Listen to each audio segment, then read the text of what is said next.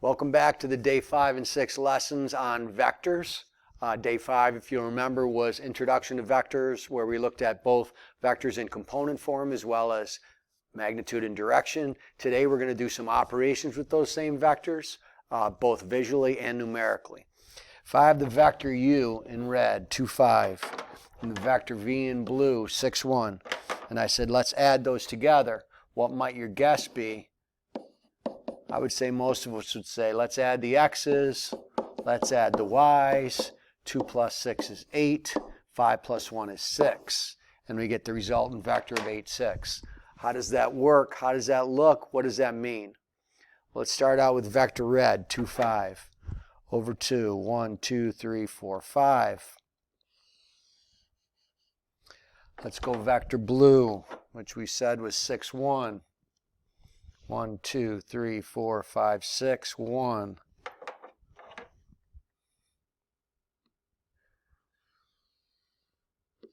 If we add those vectors, we can take two different approaches. The triangular approach, which is also known as head to tail.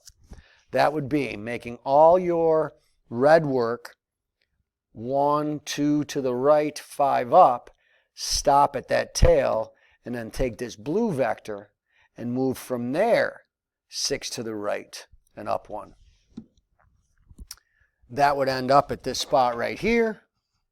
We would then draw that vector from the origin, and what would that look like? 1, 2, 3, 4, 5, 6, 7, 8. 1, 2, 3, 4, 5, 6. Sure enough, 8, 6. That is the triangle or head to tail method.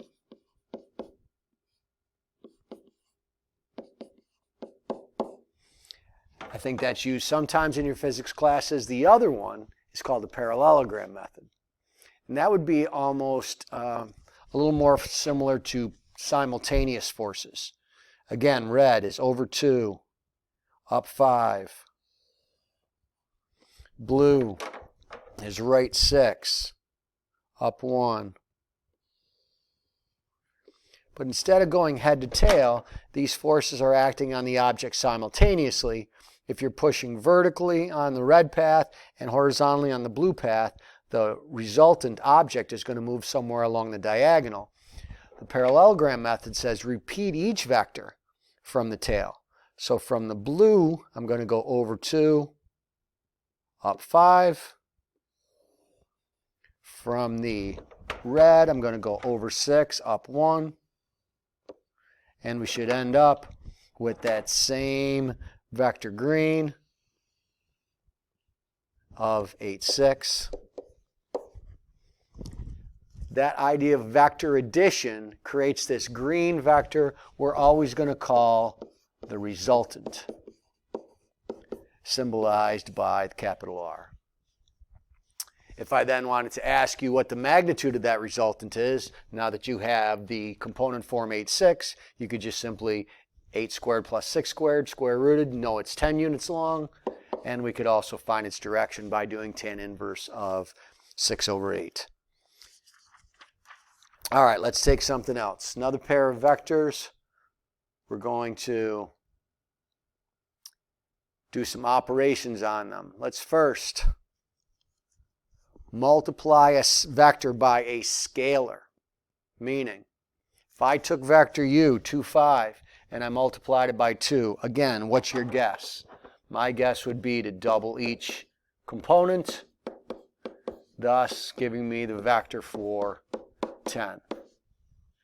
If I looked at it from a visual standpoint, I would have the vector 2, 5.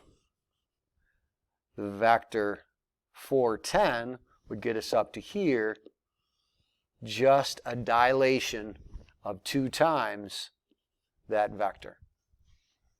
Same direction, twice the magnitude. What if we took a vector and multiplied it by negative 3? Now we're going to skip right to the numerical. Negative 3 times 6 is negative 18. 1 times negative 3 is negative 3.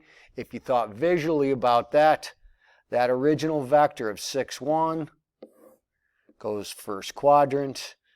The vector negative 18, negative 3 would go third quadrant. In other words, magnitude is 3 times, but the direction is exactly opposite. And finally, that's scalar multiplication. Let's take a look at vector subtraction. If we go back to middle school, we had another way of looking at subtraction, adding a negative. And you could do the same thing with this. Vector u, we said was 2, 5. Vector v, oops, sorry, that should be in red.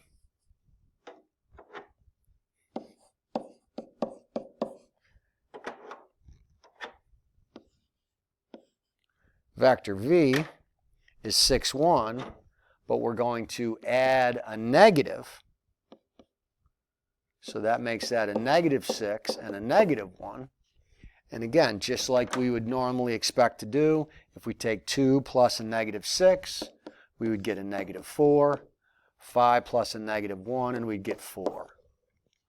But how does that work visually? Well, let's take a look. The vector 2, 5. 1, 2, 1, 2, 3, 4, 5. There it is. The vector 6, 1. 1, 2, 3, 4, 5, 6, 1. There it is. If we drew the vector negative 4, 4, 1, 2, 3, 4, 1, 2, 3, 4. It's definitely not the resultant. But what you're going to see is, we can take that vector. It's the diagonal created from the endpoints of those two original vectors. You could also look at it, since the way we did it was the resultant. A little bit off there.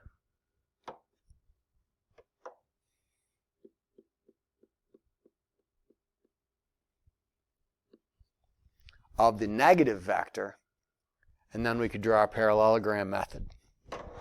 But again, a visual to represent the numeric. U minus v is the same as u plus a negative v. Negative 4, 4 makes sense.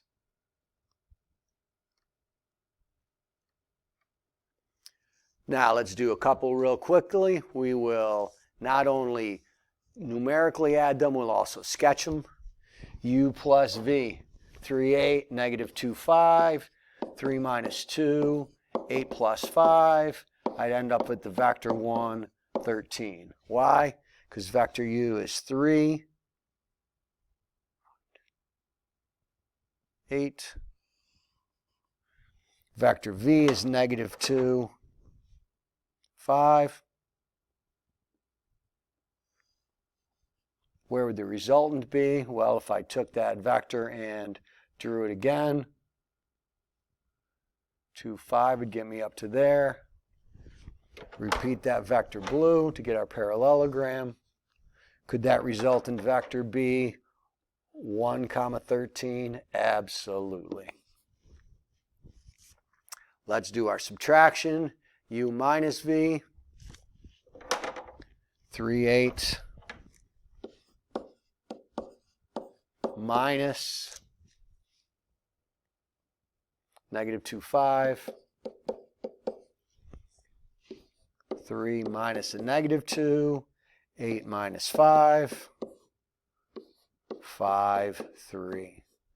Again, we'll sketch it to verify. 3, 8 over 3 up 8. Negative 2, 5. Negative 2, 5. And again, the difference of the vectors is the diagonal from one endpoint to the other. That vector right there, 1, 2, 3, 4, 5, 1, 2, 3.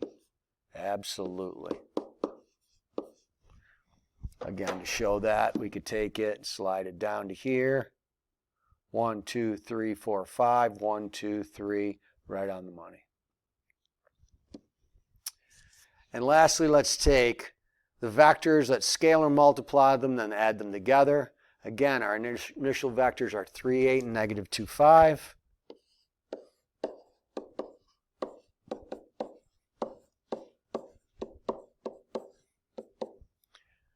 That would give us 6, 16, negative 6, 15.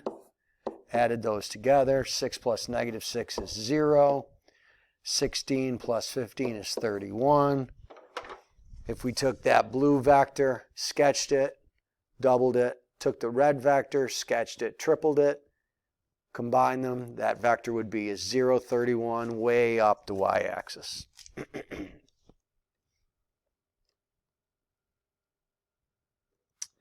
All right, I don't think we need to do another example. If you feel you need to, then take advantage of them.